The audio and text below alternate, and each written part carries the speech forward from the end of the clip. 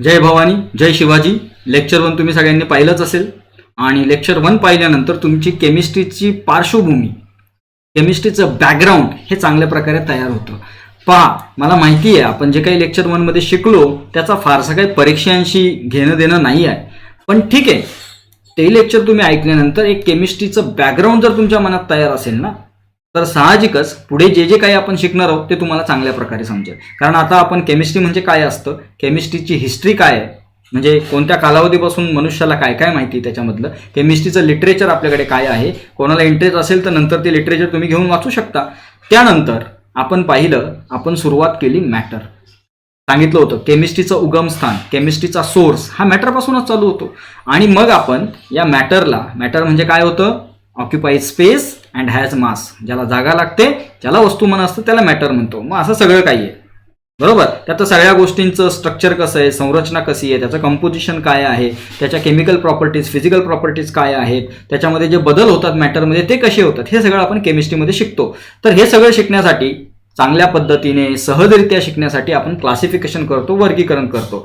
तर physical classification, chemical classification असं 2 पद्धतीचं क्लासिफिकेशन होतं. फिजिकल क्लासिफिकेशनमध्ये आपण शिकलो सॉलिड, लिक्विड, गॅस आणि त्याचे प्रॉपर्टीज, स्थायू, द्रव, वायू पदार्थांचे गुणधर्म हे मागच्या लेक्चरमध्ये आपण पाहिले.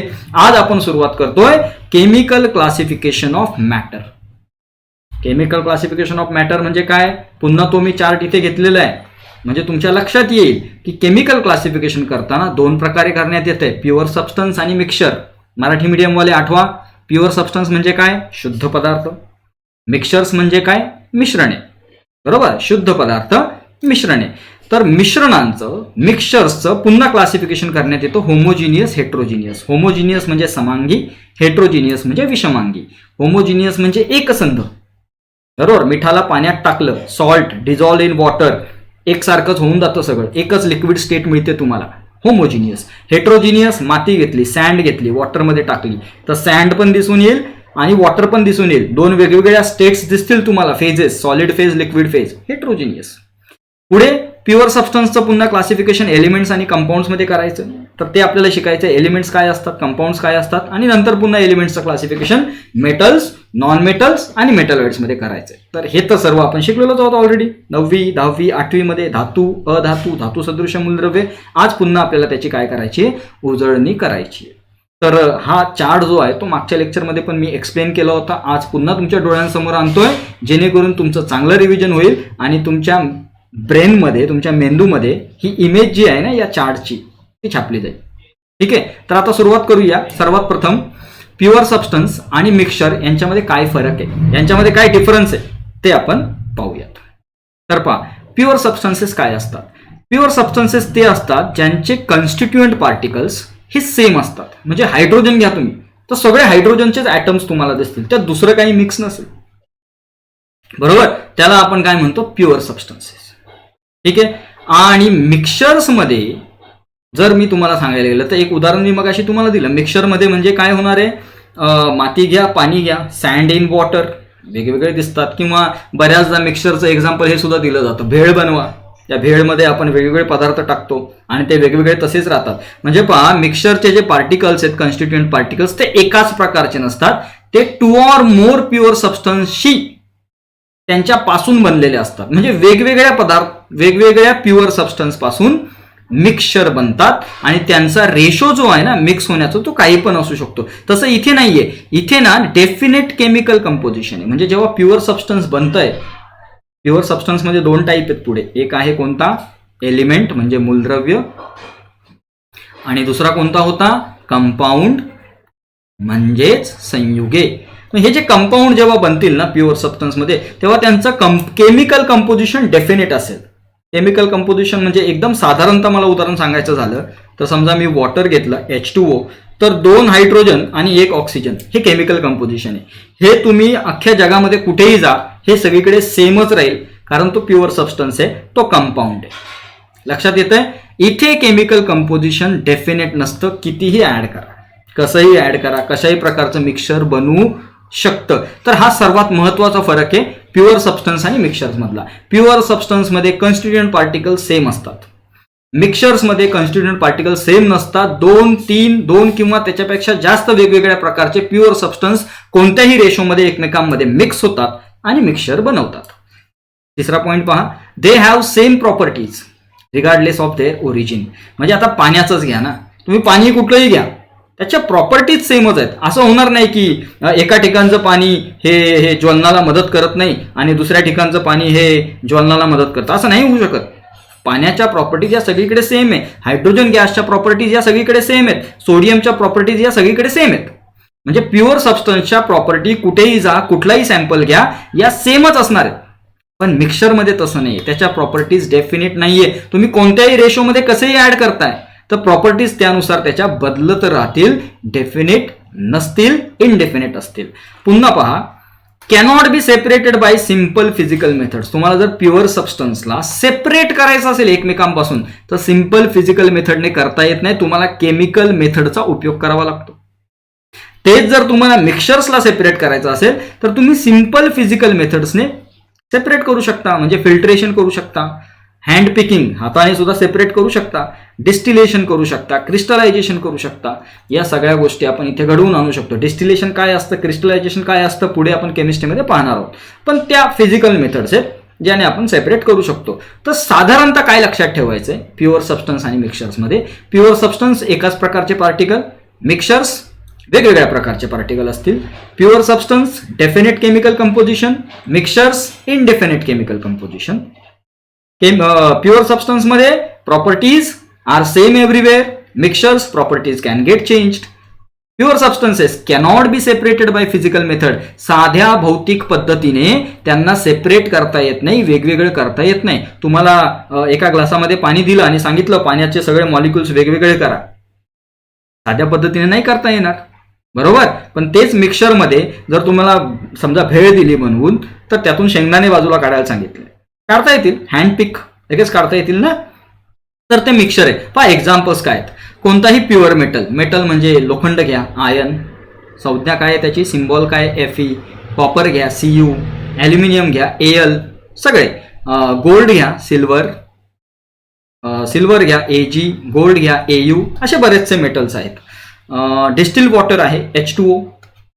हे सुद्धा काय आहे, प्युअर सबस्टन्स आहे. डिस्टिल वॉटर, त्याच्यामध्ये दुसरं काहीच मिक्स नाही. मग कार्बन आहे, हायड्रोजन आहे, ऑक्सिजन, ग्लुकोज, हे सगळे प्युअर सबस्टन्स आहेत. त्यातले काही एलिमेंट्स आहेत, काही कंपाऊंड्स आहेत.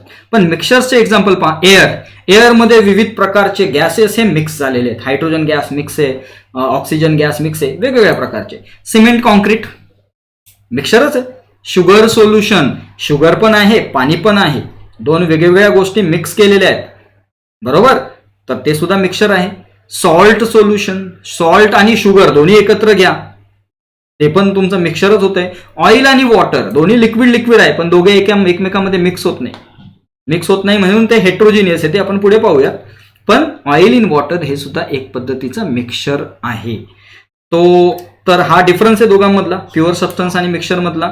चला आता पुढे जाऊयात आणि पाहूयात मिक्सचर्स म्हणजे काय. मिक्सचर्स दोन प्रकारचे असतात, होमोजिनियस आणि हेट्रोजिनियस.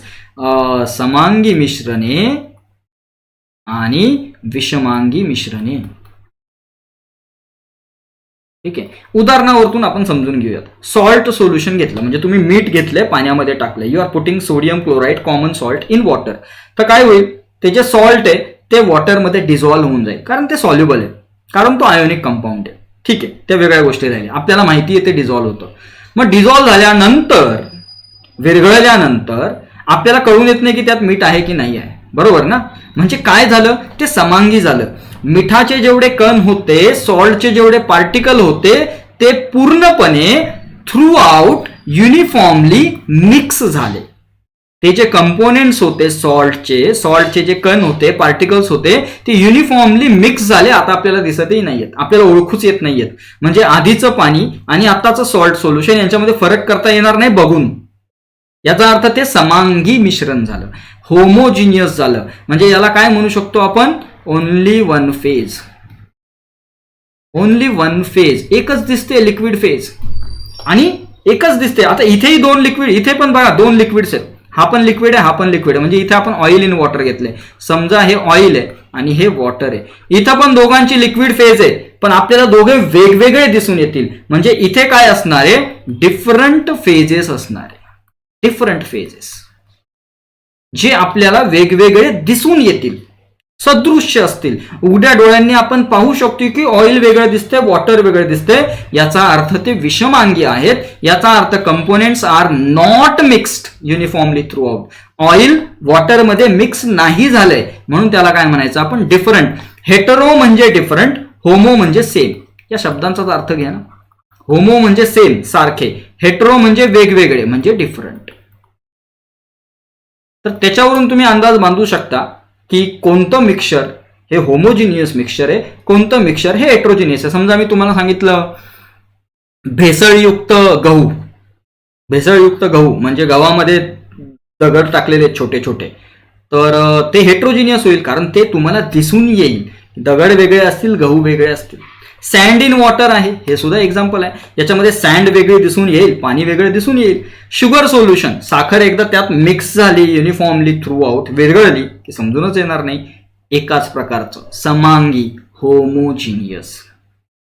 समजलं? होमोजिनियस मिक्सचर काय असतात, हेटरोजिनियस मिक्सचर्स काय असतात. आणि याच्याकडे व्यवस्थित लक्ष द्या, कारण 12वीला गेल्यानंतर आपण होमोजिनियस मिक्सचर्स म्हणजे सोल्युशन्स याच्यावरती आपल्याला एक सेपरेट चॅप्टर आहे खूप महत्वाचा. मग तिथे आपण पुन्हा होमोजिनियस मिक्सचर काय असतात आणि मग सोल्युशन्स मग पुढे सर्व शिकणार आहोत. जसं मागच्या लेक्चरमध्ये आपण जे सॉलिड लिक्विड गॅस शिकलो, बरोबर, तसं आपल्याला 12वीला गेल्यावर सॉलिड स्टेट नावाचा वेगळा सॉलिडवरती चॅप्टर आहे. मग लिक्विड आणि गॅसेससाठी आपल्याला स्टेट्स ऑफ मॅटर हा एक वेगळा चॅप्टर आहे. म्हणजे आता आपण इथे जे जे काही शिकतोय ना बेसिक्समध्ये, त्याच्यावरती आपल्याला पुढे एक एक चॅप्टर असणार आहे. आता मी पुढे तुम्हाला एलिमेंट विषयी सांगणार आहे. आता इथे प्युअर सबस्टन्समध्ये आपण एलिमेंट्स विषयी बोलणार आहे. तर एलिमेंट्स आपल्याला माहिती आहे, आधुनिक आवर्त सारणी म्हणजे मॉडर्न पिरियडिक टेबलमध्ये सगळ्या एलिमेंट्सची मांडणी केलेली आहे, आणि त्या पिरियडिक टेबलवरती आपल्याला एक सेपरेट चॅप्टर आहे. म्हणजे इथं जे काही शिकतोय त्याच्यावरती आपल्याला चॅप्टर्स असणार आहेत, हे लक्षात घ्या. म्हणजे इथे आपण त्याचं फक्त इंट्रोडक्शन देतोय, आणि त्या चॅप्टर्समध्ये आपण डिटेलमध्ये त्या सर्व गोष्टींविषयी शिकणार आहोत. तर पहा, प्युअर सबस्टन्स म्हणजे शुद्ध पदार्थ, ते शुद्ध आहेत, म्हणजे ते दुसऱ्या बरोबर कंबाईन झालेले नाहीयेत, एकाच प्रकारचे. काय प्युअर सबस्टन्स म्हणजे त्याच्यामध्ये एकाच प्रकारचे पार्टिकल असतात, H2O, H2O, H2O, H2O, एकाच प्रकारचे. सो पहा, elements are pure substances which cannot be broken down into simpler substance. आता प्युअर सबस्टन्स म्हणजे काय ते आपण पाहिलं, त्याचं वर्गीकरण, त्याचं क्लासिफिकेशन पुन्हा दोन भागात आहे, एलिमेंट्समध्ये आणि कंपाऊंड्समध्ये. मग आता आपण पाहतो एलिमेंट्स आणि कंपाऊंड्स याच्यामध्ये फरक काय. तर एलिमेंट्स काय असतात, which cannot be broken down into simpler substance, म्हणजे अजून सिंपल फॉर्म मध्ये त्याला आपण नाही कन्वर्ट करू शकत. म्हणजे समजा मी तुम्हाला वॉटर दिलं H2O, आणि त्यातून म्हटलं की केमिकल मेथड्स यूज करा, रासायनिक पद्धती यूज करा, त्यातून हायड्रोजनला वेगळं काढा आणि ऑक्सिजनला वेगळं काढा. तर H2O मधून हायड्रोजन वेगळा झाला, ऑक्सिजन वेगळा झाला. आता मी तुम्हाला पुन्हा सांगितलं, या हायड्रोजनला अजून सिम्प्लिफाय करा, त्याचा अजून विभाजन करा, नाही होणार. तुम्ही हायड्रोजनचं विभाजन करत जा, हायड्रोजन हायड्रोजन हायड्रोजनच मिळत जाईल. म्हणजे हायड्रोजन हा एक स्वतः एलिमेंट आहे, ऑक्सिजन हा एक एलिमेंट आहे, आणि अशा पद्धतीचे आपल्याकडे आतापर्यंत किती एलिमेंट्स डिस्कवर झालेले आहेत, आतापर्यंत 118 एलिमेंट्स डिस्कवर झालेले आहेत, लक्षात घ्या. आणि ते सगळे 118 एलिमेंट त्यांच्या नावासोबतच, त्यांच्या संज्ञा, त्यांच्या सिम्बॉल सोबतच, त्यांच्या अणुअंक म्हणजे ॲटॉमिक नंबर सोबत तुम्हाला पाठ पाहिजेत. 10वीला आपण आधुनिक आवर्त सारणी म्हणजेच मॉडर्न पिरियडिक टेबल शिकलेलो आहोत, तो पिरियडिक टेबल पाठ पाहिजे. जसं रोज आई वडिलांचं दर्शन घेणं गरजेचं आहे, जसं रोज देवाचं दर्शन घेणं गरजेचं आहे, जो नवीन नवीन केमिस्ट्री शिकतोय त्याने किमान पहिले 2 महिने रोज पिरियडिक टेबल एकदा न बघता लिहून काढणं गरजेचं आहे. म्हणजे जोपर्यंत तुम्ही केमिस्ट्रीमध्ये नवीन आहात, जोपर्यंत त्यात तुमचा आत्मविश्वास वाढत नाही, तोपर्यंत तुम्हाला आधार देणारा बाळांनो हा पिरियडिक टेबल आहे. पिरियडिक टेबल कसा पाठ करायचा आहे, त्याच्यामध्ये काय काय गोष्टी लक्षात ठेवायला पाहिजे, त्याच्यावरती मी एक सेपरेट व्हिडिओ हे लेक्चर झालं की अपलोड करणार आहे. तो या चॅप्टरशी रिलेटेड नाहीये, पण हो, तो व्हिडिओ तुम्ही पाहिल्यानंतर त्यात मी जे काही सांगेल तसं पिरियडिक टेबल पाठ केल्यानंतर तुमचं केमिस्ट्री अतिशय सोपं होऊन जाईल. सो पिरियडिक टेबल सर्वांना पाठ करायचं आहे, त्याच्यामुळे घाबरू नका. 118 एलिमेंट कसे पाठ करायचे ते त्याच्यावरती व्हिडिओ येईल. सो एलिमेंट्स काय आहेत, असे प्युअर सबस्टन्सेस ज्यांचं अधिक साध्या पदार्थामध्ये विभाजन करता येत नाही, which cannot be broken down into simpler substances by chemical changes. पण कंपाऊंड्स पहा, ते असे pure substances which can be broken down. जसं वॉटरच घ्या ना, हा एक कंपाऊंड आहे. वॉटर जो आहे हा काय झाला, एक कंपाऊंड झाला. का बरं कंपाऊंड झाला? कारण त्याला आपण काय करू शकतो, सिम्प्लिफाय करू शकतो, साध्या पदार्थामध्ये विभाजन करू शकतो, which can be broken down into simpler substances. हा दोघांमधला फरक आहे. एलिमेंट्सला सिम्प्लिफाय करू शकत नाही, कंपाऊंड्सला सिम्प्लिफाय करू शकतो. H2O वॉटर हा कंपाऊंड आहे आणि फक्त हायड्रोजन, फक्त ऑक्सिजन हे एलिमेंट्स आहेत. लक्षात घ्या, elements contains only one type of atoms. पहा, हायड्रोजन हायड्रोजन हायड्रोजन एकाच टाईपचा ॲटम आहे. ऑक्सिजन ऑक्सिजन एकाच टाईपचा ॲटम. तुम्ही कॉपर मेटल घ्या, त्यात सगळे कॉपरचेच ॲटम असतील. कार्बन घ्या, सगळे कार्बनचे ॲटम्स असतील. पण इथे डिफरंट टाईप्स ऑफ ॲटम असतात. म्हणजे वॉटरमध्ये बघितलं तर हायड्रोजन आणि ऑक्सिजन दोन वेगवेगळे ॲटम्स आले का नाही, ऑक्सिजनचा ॲटम, हायड्रोजनचे ॲटम्स. तसं इथे जे एक्झाम्पल दिलेलं आहे ते मिथेनचं दिलेलं आहे. CH4 म्हणजे मिथेन. तर हायड्रोजनचे ॲटम्स आहेत आणि कार्बनचे ॲटम्स आहेत. म्हणजे एलिमेंट्समध्ये एकाच प्रकारचे ॲटम्स आहेत, only one type of atoms are there. आणि एलिमेंट्स जे आहेत ना ते आयदर ॲटम्सच्या स्टेटमध्ये असू शकतात. पहा, कॉपर कार्बन हे ॲटॉमिक स्टेटमध्ये एक्झिस्ट होतात. तर हायड्रोजन, ऑक्सिजन, नायट्रोजन हे जे सगळे गॅसेस आहेत हे मॉलिक्युलच्या स्टेटमध्ये एक्झिस्ट होतात. तसं कंपाऊंड्समध्ये डिफरंट टाईप्स ऑफ ॲटम असतातच, त्यांचं केमिकल कॉम्बिनेशन होऊन कंपाऊंड बनतो. जसं हायड्रोजन ऑक्सिजनचं केमिकल कॉम्बिनेशन होऊन काय बनतंय, वॉटर बनतंय, बरोबर. तर त्या कंपाऊंडच्या पण सगळ्यात छोटी लेवल जी असते त्याला आपण काय म्हणू शकतो, मॉलिक्यूल म्हणू शकतो. ठीक आहे. पहा, एलिमेंट्स 118चे, पण त्याच्यापासून बनणारे कंपाऊंड्स कसे बनतात, एलिमेंट्सचं केमिकल कॉम्बिनेशन होऊनच ना. तर त्याच्यापासून बनणारे जे कंपाऊंड्स आहेत ते जवळजवळ 20 मिलियन आहेत. आणि त्यापैकी मला नाही वाटत माझा आकडा बरोबर आहे का चुकीचा आहे, पण त्यापैकी कदाचित 15 ते 17 मिलियन कंपाऊंड्स हे फक्त ऑर्गॅनिक कंपाऊंड्स आहेत. लक्षात घ्या, पुढे जाऊन आपल्याला ऑर्गॅनिक केमिस्ट्री शिकायचं आहे आणि तुम्हाला कळेलच ऑर्गॅनिक केमिस्ट्री आपल्या चॅनलवरती कशा पद्धतीने घेतलं जाईल. जेवढे ऑर्गॅनिक कंपाऊंड्स आहेत जे फक्त कार्बन पासून बनलेले आहेत, म्हणजे 118 एलिमेंट्स पैकी एकटा कार्बन एवढे कंपाऊंड बनवतोय आणि बाकीचे मग उरलेले कंपाऊंड हे ऑर्गॅनिक कंपाऊंड नसतील. म्हणजे एक साधारणतः 5 मिलियन वगैरे किंवा 5 लाख वगैरे असतील, मला नाही सांगता याचा आकडा. पण हो, लक्षात घ्या, 118 एलिमेंट्स आहेत, त्या सर्वांचं केमिकल कॉम्बिनेशन होऊन, रासायनिक संयोग होऊन 20 मिलियन पर्यंत कंपाऊंड बनतात, बरोबर. त्यातले ऑर्गॅनिकचेच कंपाऊंड खूप जास्त आहेत, बाकीचे उरलेली इनऑर्गॅनिक कंपाऊंड आहेत. तर डिफरन्स लक्षात आलाय एलिमेंट्स आणि कंपाऊंड्स मधला. एलिमेंट्स हे इंडिव्हिज्युअल एलिमेंट्स असतात, त्यात फक्त एकाच प्रकारचे ॲटम असतात. कंपाऊंड्समध्ये 2-3 वेगवेगळ्या प्रकारचे ॲटम्स असू शकतात. चला तर पुढे वळूयात. एलिमेंट्सचं पुन्हा क्लासिफिकेशन केलं जातं मेटल्स, नॉन मेटल्स आणि मेटॅलॉइड्स मध्ये. तर माहिती आहे आपल्याला मेटल्स म्हणजे काय, धातू, अधातू म्हणजे नॉन मेटल्स, आणि जे धातूंचे आणि अधातूंचे दोहोंचेही गुणधर्म दाखवतात, जे धातूंचे व अधातूंचे दोहोंचेही गुणधर्म दाखवतात त्यांना आपण काय म्हणतो बरं, धातू सदृश्य मूलद्रव्ये,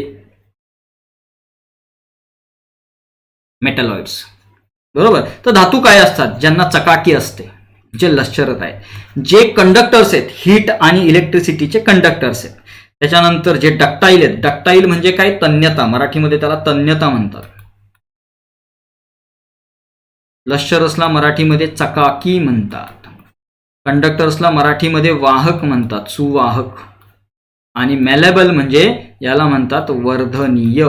चला, मराठी मीडियमच्या मुलांसाठी आहे, सेमी इंग्लिश वाल्यांसाठी ऑलरेडी असंच आहे. लश्चरस चकाकतात, धातू चकाकतात. Metals have lustre, metals have shine. Metals are good conductors of heat and electricity.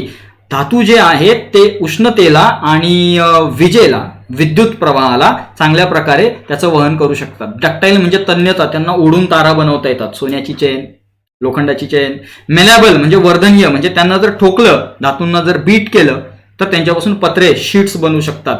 आणि असे आपल्या पिरियोडिक टेबलमध्ये साधारणतः 92 मेटल्स, म्हणजे मेटल्सचं जन्मत आहे, बरोबर. मेटल्सचं वोटिंग जास्त आहे, मेटल्सची लोकसंख्या जास्त आहे. मेटल्स मेजॉरिटी पिरियडिक टेबलमध्ये. नॉन मेटल्स नॉन लश्चरस, हा ठीक आहे, त्याच्यामध्ये एक्सेप्शन्स आहेत. डायमंड हा नॉन मेटल आहे, कार्बन पासून बनलाय, तरी तो चकाकतो, तरी त्याला लश्चर आहे. किंवा आयोडीनचे क्रिस्टल्स आहेत, तर असे एक्सेप्शन भरपूर असणार आहे. पुढे पुअर कंडक्टर्स, नॉन मेटल्स विद्युत ऊर्जेचं इलेक्ट्रिसिटीचं वहन नाही करत, पण त्यात पण पुन्हा एक्सेप्शन आहे ग्राफाईटचं. याच्यामध्ये एक्सेप्शन आहे डायमंड आणि आयोडीनचं. नॉन डक्टाईल आहेत, म्हणजे त्यांच्यापासून ओढून तारा नाही बनवता येत. नॉन मेलेबल, ठोकून त्यांच्यापासून पत्रे नाही तयार करता येत. They cannot be withdraw into wire, they cannot be beaten down into the sheets. आणि असे नॉन मेटल्स आपल्याकडे 20 आहेत.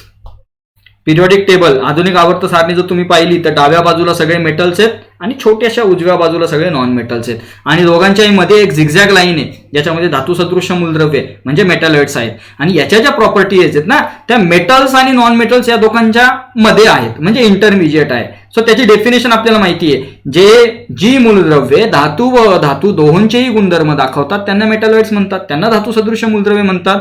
The elements which shows properties of both metals and non metals they are non as metalloids. आणि असे किती आहेत आपल्याकडे? 6 आहेत. तर मेटल्सचं तर एक्झाम्पल काय द्यायचं तुम्हाला माहिती आहे. नॉन मेटल्सचं एक्झाम्पल कार्बन आहे, ब्रोमिन आहे, आयोडीन आहे, सगळे गॅसेस समजा तुम्ही, आर्गॉन वगैरे. आणि मेटॅलॉइडचे एक्झाम्पल आपल्याला माहिती आहे, बोरॉन झालं, सिलिकॉन झालं, आर्सेनिक झालं, जर्मेनियम झालं, ते सगळे झिगझॅगवाले आपण पिरियडिक टेबलमध्ये चांगल्या पद्धतीने पाहूयात. चला तर पुढे काय, ओके, क्वेश्चन आहे. मला वाटतं हे सगळे क्वेश्चन जे आहेत ते महाराष्ट्र बोर्डच्या बुकमधले आहेत. पहा काय विचारतात ते पहिल्यांदा, which are mixtures and pure substances from the following. तर सी वॉटर हे मिक्सचर आहे का प्युअर सबस्टन्स? मिक्सचर म्हणजे काय?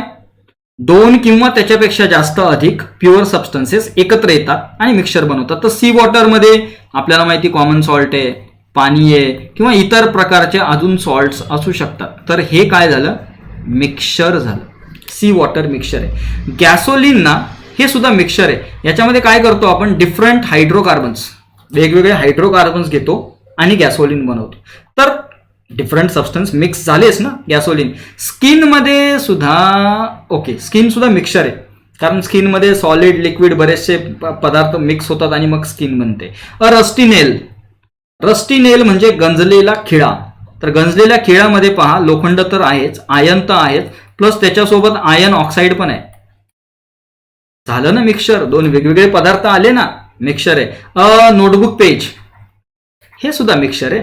वेगवेगळ्या प्रकारचे केमिकल्स एकत्र येऊनच ते पेज बनतं नोटबुकचं, बरोबर. पण जर डायमंड तुम्ही बघितलं ना, डायमंड हा फक्त आणि फक्त कार्बनचा बनलेला आहे, त्याच्यामध्ये दुसरं काहीच नाहीये. मग जर डायमंड फक्त कार्बनचा बनलाय तर मला वाटतं हा एकमेव असा ऑप्शन आहे जो काय असणार आहे, इथे प्युअर सबस्टन्स असणारे. बाकीचे सगळे हे प्युअर सबस्टन्स नाहीयेत, ते बाकीचे सर्व वरचे मिक्सचर्स. ठीक आहे. पुढे, which are elements and compounds from the following. अतिशय सोपं. मर्क्युरिक ऑक्साईड म्हणजे HgO. तर एक मर्क्युरीचा ॲटम आहे, एक ऑक्सिजनचा ॲटम आहे, हा तर कंपाऊंड झाला. अगदी साधं सरळ सोपं. हिलियम गॅस He एलिमेंट आहे. वॉटर कंपाऊंड आहे, बरोबर, हा एलिमेंट आहे. टेबल सॉल्ट सोडियम क्लोराईड, तुम्ही सांगू शकता, तुम्हाला कळत असेल आता, हा कंपाऊंड आहे, कारण सोडियम क्लोरीन 2 वेगवेगळे ॲटम्स एकत्र आलेत. आयोडीन I2 एलिमेंट आहे, एकाच प्रकारचे ॲटम्स आहेत. मर्क्युरी एकाच प्रकारचे ॲटम्स, मर्क्युरी हा मेटल आहे, असा मेटल आहे जो लिक्विड स्टेटमध्ये एक्झिस्ट करतो. ऑक्सिजन O2 एकाच प्रकारचे ॲटम आहेत, एलिमेंट आहे. सो हे तिघे पण एलिमेंट आहेत. ओके, त्या शेवटच्याला पण घ्यायला पाहिजे होतं. नायट्रोजन हा सुद्धा काय असेल? एलिमेंट असेल. म्हणजे mercuric oxide, water, table salt हे 3 कंपाऊंड आहेत, कारण त्याच्यामध्ये वेगवेगळ्या प्रकारचे ॲटम्स एकत्र आलेत, त्यांचं केमिकल कॉम्बिनेशन जाऊन कंपाऊंड बनलंय. आणि बाकीचे सगळे जे आहेत ते एलिमेंट आहेत, कारण त्या सर्वांमध्ये एकाच प्रकारचे ॲटम्स आहेत. सो असे थोडेसे एक्झाम्पल सॉल्व्ह केल्याने आपला आत्मविश्वास वाढतो की हा आपल्याला समजले एलिमेंट्स काय आहेत, कंपाऊंड्स काय आहेत, मिक्सचर काय, प्युअर सबस्टन्सेस काय आहेत. इथे एक घेऊयात, metals, non metals and metalloids. तर सोडियम हा मेटल आहे, क्लोरीन हा गॅस असल्याने नॉन मेटल आहे, हॅलोजन आहे. सिलिकॉन हा मेटॅलॉइड आहे, बरोबर. सिल्वर हा मेटल आहे, रुबिडियम मेटल आहे, हायड्रोजन नॉन मेटल आहे, आर्गॉन नॉन मेटल आहे, जर्मेनियम हा मेटॅलॉइड आहे. लक्षात घ्या. असं थोड्याशा गोष्टी तुम्हाला लक्षात राहा. युरेनियम रेडिओ ऍक्टिव्ह सबस्टन्स, किरणोत्सारी पदार्थ, हा सुद्धा मेटल आहे. ॲल्युमिनियम मेटल आहे, पोटॅशियम सुद्धा मेटल आहे. पिरियडिक टेबल आधुनिक आवर्त सारणीच्या उजव्या बाजूला metal. Sulphur non metal, oxygen non metal, bromine non metal, iodine non metal, सगळे तिकडे आहेत बरोबर, उजव्या बाजूला आहेत. आणि कार्बन हा सुद्धा नॉन मेटल आहे. असंच प्रॅक्टिस म्हणून मी हे टाकलेलं आहे. थोडेसे एलिमेंट्सची नावं तुमच्या लक्षात येतील काय काय आहेत. चला तर आपण काय संपवलंय आतापर्यंत आपण पाहिलं की मॅटर म्हणजे काय, मॅटरचं क्लासिफिकेशन, फिजिकल, केमिकल, हे सगळं आपण संपवलेलं आहे. या सगळ्या गोष्टी केमिस्ट्रीची पार्श्वभूमी तयार करण्यासाठी आहेत. आता याच्यानंतर इथून पुढे आपण जे काही शिकणार आहोत ते सर्व एक्झामच्या दृष्टिकोनातून महत्वाचं आहे, समजण्याच्या दृष्टिकोनातून तर अतिशय महत्वाचं असणार आहे. पण याचा अर्थ असं नाही की हे लेक्चर 1 लेक्चर 2 महत्वाचे नाही आहेत. जर तुम्हाला 8वी 9वी 10वीला या सर्व गोष्टी आधी झालेल्या असतील आणि आता जर त्याचं रिव्हिजन होत असेल तर तुम्हाला काय मिळेल, एक लिंक मिळेल. 8वी 9वी 10वी शालेय अभ्यास आणि आता कॉलेजचा अभ्यास यांच्यामध्ये हा ब्रिजचं काम करेल. म्हणून हे 2 लेक्चर होते. तसंही बरंचसं काही पुस्तकातलंच घेतलेलं आहे, तर आपल्याला पुस्तकातलं काही सोडायचं नाही. नेहमी कमी शिकायचं का जास्त शिकायचं याच्यामध्ये आपलं ऑप्शन असणार आहे जास्त शिकायचं. कमी अभ्यास करायचा का जास्त अभ्यास करायचा, जास्तच अभ्यास करायचा. ठीक आहे. तर असं काही कधीच डिवाइड करू नका की हे परीक्षेच्या दृष्टिकोनातून महत्वाचं आहे की नाही आहे. परीक्षेपेक्षाही समजून घ्यायचा दृष्टिकोन मोठा आहे हे लक्षात घ्या. तुम्हाला एकदा चांगल्या प्रकारे समजलं असेल, परीक्षा तर काय झाली, परीक्षा तुमच्यासाठी एकदम चुटकी बजाव, बाय हात का खेळ आहे असं होऊन जाईल. सो पुढचं लेक्चर आहे अति महत्वाचं लेक्चर आहे, कारण तिथून आपण एक्झाम ओरिएंटेड परीक्षेला ज्या गोष्टी येऊ शकतात अशा गोष्टी बघणार आहोत. तर साधारणतः हे 2 लेक्चर थोडासा मी फास्ट होतो मला माहिती आहे, कारण हे सगळं आधी झालेलं आहे आणि तुम्ही पुन्हा पुन्हा हे लेक्चर बघून रिव्हिजन करू शकता. 8वी 9वी 10वीचं बुक वाचू शकता.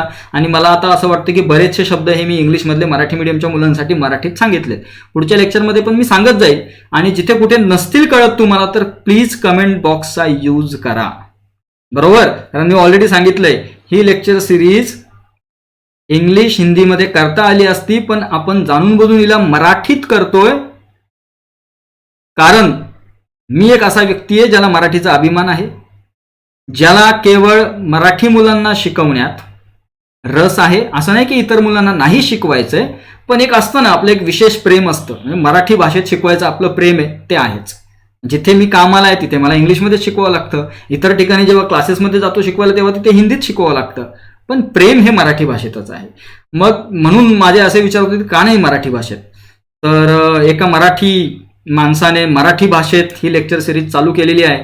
तर एका मराठी माणसाने केलेली लाख मराठा माणसापर्यंत पोहोचली पाहिजे, ही जबाबदारी तुमची आहे. त्याच्यामुळे बऱ्याचदा मी सांगितलं की महाराष्ट्राच्या कान्याकोपऱ्यात ही लेक्चर सिरीज पोहोचवण्याचं काम तुमचं आहे. सो सबस्क्राईब करा, लाईक करा, शेअर करा, इतर विद्यार्थ्यांना सांगा. जे 10वीला जात आहेत, जे 10वीतून आता 11वीत घेत आहेत ॲडमिशन त्यांना सांगा, जे 11वीतून 12वीत जात आहेत त्यांच्यासाठी आहे लेक्चर सिरीज. सो यस, काय बोललो मी, एकापासून लाखापर्यंत पोहोचवण्याचं काम हे तुमच्या सर्वांचं आहे. ठीक आहे. सो यस, यूट्यूब चॅनलचं हे आपल्या टार्गेट आहे की आपल्याला लवकरात लवकर 1 लाख सबस्क्रायबर्स पूर्ण करायचे, कारण त्याच्याने मला मोटिवेशन मिळेल आणि मी आणखी नवीन नवीन काहीतरी करत राहील. सो चला आता भेटूयात आपण लेक्चर 3 मध्ये, आणि त्यात आपण पाहूयात की हे जे मॅटर आहे त्या मॅटरच्या प्रॉपर्टीज फिजिकल आणि केमिकल कशा पद्धतीने मेजर करायच्या, कशा मोजायच्या. आतापर्यंत आपण काय शिकलो, क्लासिफिकेशन ऑफ मॅटर. आता आपल्याला काय शिकायचंय, प्रॉपर्टीज ऑफ मॅटर. म्हणजे आता खऱ्या चॅप्टरला सुरुवात होतीये. तर चला भेटूया पुढच्या लेक्चरमध्ये. जय भवानी, जय शिवाजी.